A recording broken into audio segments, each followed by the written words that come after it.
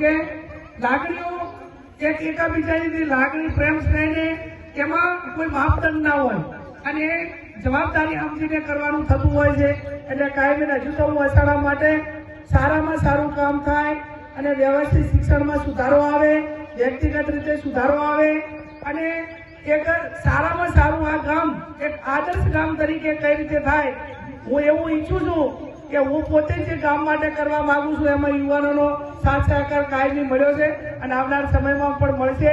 નેહાળનું opening કરવાનું છે, એ દિવસે આપણે બધાને બોલાવશું, પણ આ ગામ 5 વર્ષ સુધી એવું કામ કરવું છે વ્યક્તિગત રીતે કીર્તિભાઈ કે બીજા 50 ગામ આહાડામાં જોવા આવે કે આહાડામાં સારામાં સારું કામ એ બધા રીતે, ચાહે આંગણવાડીનું હોય, નેહાળનું હોય, મંદિરનું હોય, શમશાનનું હોય, ગામની સફાઈનું કામ હોય, વૃક્ષારોપણ હોય, આંગણવાડી બહેનો માટેની વિવિધ યોજનાઓ છે,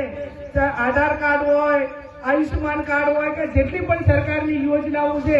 કે સારામાં સારું કામ આ ગામની અંદર થાય એનો એક આખો નકશો બનાવીને આવનાર સમયમાં બધા યુવાનોને સાથે રાખીને વ્યવસ્થિત સારું કામ એ પૈસા અલગ અલગથી બધેથી લાવીને જેટલા પણ પૈસા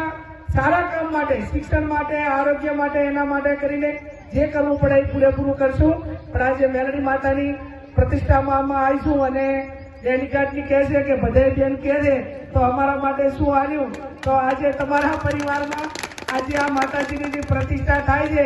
એમાં અહીંયા કે તમારા ગામ લેવલે જે કામ કરવું હોય એ 5 લાખ રૂપિયા હું મારી સંસદ સભ્યની ગ્રાન્ટમાંથી આ ગામના માતાજીના નિમિત્તે આપીશ। તમારે જે 5 જણા ભેગા થઈ અને નક્કી કરજો કે બેન અમારે આ કામ કરવું છે એ કામ હું લખીને આપીશ। આપ સૌનો ખૂબ ખૂબ આભાર।